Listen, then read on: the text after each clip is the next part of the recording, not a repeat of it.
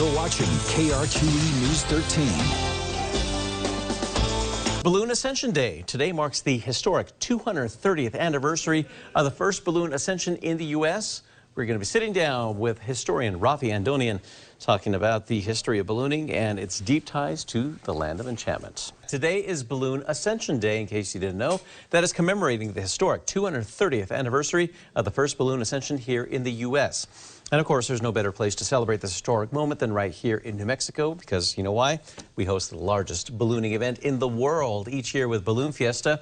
We are joined this morning by historian Raffi Andonian, our good friend, to dive into the history of Balloon Ascension Day and its connection to the land of enchantment. Raffi, always great to have you with us. Of course. Thank you for having me. Yeah. What a wonderful time on the anniversary of the first balloon flight in the U.S. Yeah, and you were giving me a little history here. So the first one in the world was in France, and then the first one here was in Philly, right? That's right. So first one in the world in 1783. Funny enough, the same year that the United States officially gained its independence and treaty, but it's in France. And the Frenchman who does that balloon flight, at first he puts animals in it because he doesn't want to get caught in it, right? Because the first time you don't know what's going on. But then when he goes up in it, they go up a few hundred feet for several minutes, the first flight. What's interesting, though, is the French balloonist who did that, the poor guy eventually did get killed in a balloon accident at age 31 trying to cross the English Channel.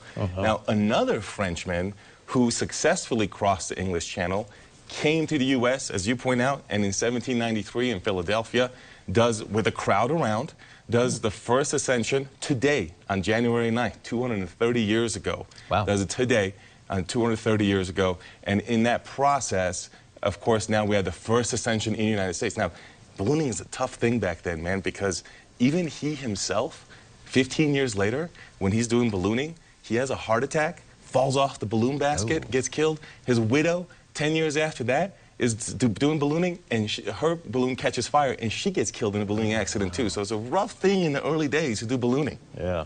And, you know, thank God for those pioneers, because they were able to start the innovation to take flight via balloon and hot air balloon. And it's amazing where we have come from. Now, obviously, what we are used to seeing these days, nowhere near what they were back then, right? Absolutely, and you've been seeing some images of some really ornate balloons. Now, there was no photography in the 1780s and 90s, but you have these portrayals and images because it's such a big moment, journals that were being kept, and they're very ornate. But later on, and there's a photo as well that you've been seeing, the photo is from the American Civil War. In the American Civil War in the 1860s, by when you do have photography, early photography, that's what early ballooning use is for. It's either for science or for military. Remember, you don't have airplanes.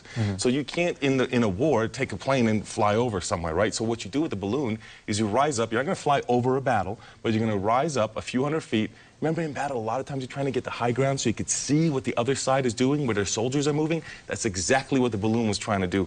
So the balloon would go up, and now you have reconnaissance, looking at the opponent's soldiers and their cannon, where they're placing, and that reconnaissance then helps you do your plans and your maneuvering.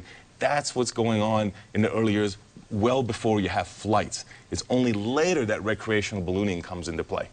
And what's kind of amazing about that, like when you say, you know, excuse me, doing some recon, I mean, it's kind of like, hey, what's that guy doing up there? Is he looking at us? Or they, you know, they're trying to get the better of us? That's right. It's a little obvious back in that day. But when did ballooning really become a recreational sport?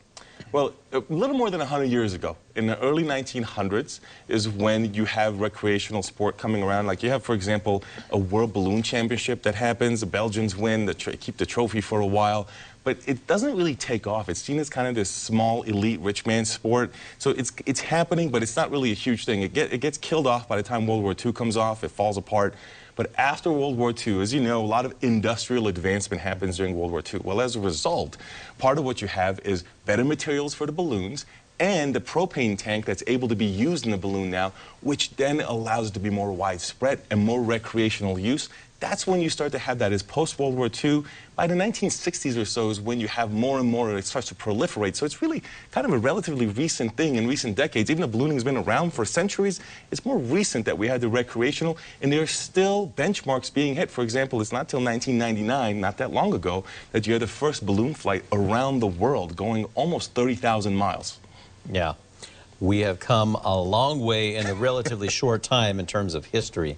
and of course to have 50 years of commemorating that here in New Mexico with the Balloon Fiesta. And we don't want to end up like the first guys, right? Look at my balloon guy over there. Yeah. Poor guy. That commemorates the fact that they crashed. We don't want to end up on the ground like that. No, not at all. But again, it's a great way that we recognize and honor those who came before, many of the pioneers for today, to make ballooning what it is. Raffi, where can we find more information?